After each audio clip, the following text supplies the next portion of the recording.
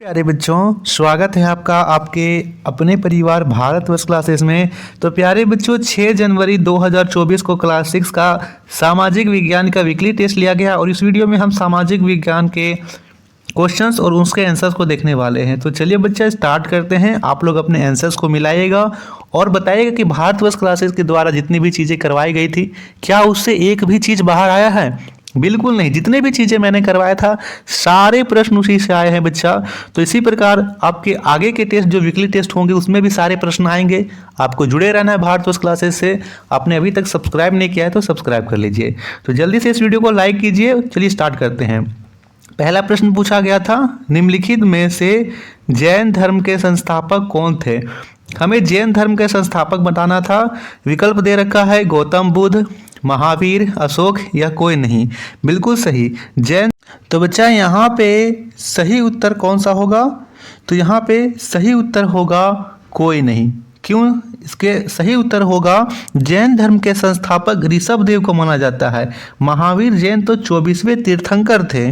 उन्होंने जैन धर्म का प्रचार किया, तब से यह जैन धर्म प्रमुखता में सामने आया था। ठीक है, लेकिन यदि आपसे संस्थापक की बात की जाए तो आप ऋषभदेव लगाओगे, ना कि महावीर जैन। ठीक है, ऋषभदेव जिसका नाम आदिनाथ भी था। ठीक, चलिए दूसरा प्रश्न दे रखा है, गौतम बुद्ध की माता का नाम क्या था? माया, छाया, लक्ष्मी या गीता? बिल्कुल सही बच्चा, माया था। गौतम बुद्ध की माता का नाम माया था। सही उत्तर होगा ए, माया। तीसरा प्रश्न दे रखा है, कल्पसूत्र जैन धर्म का सबसे महत्वपूर्ण ग्रंथ किस भाषा में लिखी हुई है? हिंदी, अंग्रेजी, संस्कृत या फारसी? तो यह प्रश्न मैंने आपको करवाया था मॉडल सेट में और आपको बताया भी था बच्चा, वेरी वेरी इंपॉर्टेंट है और यह प्रश्न आया भी है। संस्कृत भाषा का था। चौथा प्रश्न है, वायुमंडल को मुख्य रूप से कितने मंडलों में बांटा गया है? वायुमंडल को मुख्य रूप से कितने मंडलों में बांटा गया है? विकल्प दे रखा है 3, 4, 5 या 7। बिल्कुल सही, जितने ही बच्चे यहाँ पे 5 बता रहे थे, 5 लगाए होंगे, उनका सही है। कौन कौन से हैं? तो क्षोभ मंडल, समताप मंडल, मध्य मंडल, बाह्य मंडल, ये सभी है। ठीक है, इसके बीच में आता है आयन मंडल और बाह्य मंडल। तो ये 5 पढ़ते। तो 5वां प्रश्न पूछा गया है बच्चा, पृथ्वी पर कितने महाद्वीप हैं? जल्दी से बताना है, पृथ्वी पर कुल कितने महाद्वीप हैं? बिल्कुल सही, 7 हो जाएगा इसका उत्तर। एशिया, अफ्रीका, उत्तरी अमेरिका, दक्षिणी अमेरिका, अंटार्कटिका, यूरोप और ओशियाना, ये यहाँ पे हैं। अगला प्रश्न है, अच्छा यहाँ से आप सभी को महासागर पूछा जाता तो आप 5 बताते है ना, प्रशांत, अटलांटिक, हिंद महासागर, सदर्न ओशन और आर्कटिक ओशन। छठा प्रश्न, नीला ग्रह निम्न में से किसे कहा जाता है? तो पृथ्वी को नीला ग्रह कहा जाता है, मंगल को लाल ग्रह कहा जाता है, शुक्र को पृथ्वी की जुड़वा बहन कहा जाता है और बुध सूर्य के सबसे नजदीक ग्रह है ना। बुध, शुक्र, पृथ्वी, मंगल, बृहस्पति, शनि, अरुण और वरुण, इस प्रकार ग्रहों का क्रम है। सबसे बड़ा महासागर कौन सा है? तो मैंने आपको दोनों करवाया है, पहले नंबर पर दूसरे नंबर पर।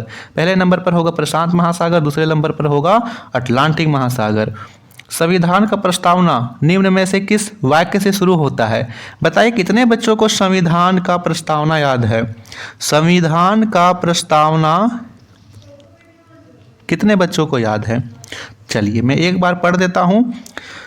हम भारत के लोग भारत को एक संपूर्ण प्रभुत्व संपन्न, समाजवादी, पंथनिरपेक्ष, लोकतंत्रात्मक गणराज्य बनाने के लिए तथा उसके समस्त नागरिकों को सामाजिक, आर्थिक और राजनीतिक न्याय, विचार, अभिव्यक्ति, विश्वास, धर्म और उपासना की स्वतंत्रता, प्रतिष्ठा और अवसर की समता प्राप्त कराने के लिए तथा उन सब में व्यक्ति की गरिमा और राष्ट्र की एकता और अखंडता सुनिश्चित करने वाली बंधुता बढ़ाने के लिए दृढ़ संकल्प होकर अपनी संविधान सभा में आज तारीख 26 नवंबर 1949 ईस्वी को एतद द्वारा इस संविधान को अंगीकृत, अधिनियमित और आत्मर्पित करते हैं। तो शुरुआत किससे होता है? हम भारत के लोग, सी हो जाएगा।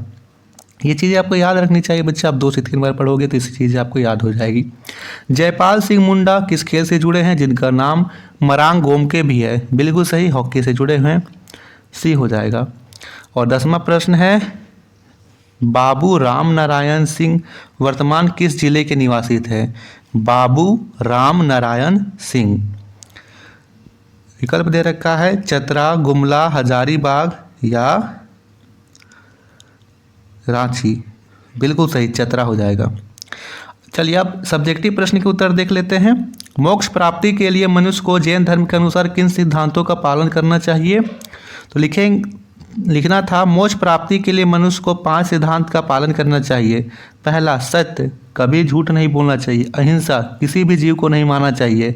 अस्तेय, अपरिग्रह और ब्रह्मचर्य, ये 5 सिद्धांत को मनुष्य को अपनाना चाहिए।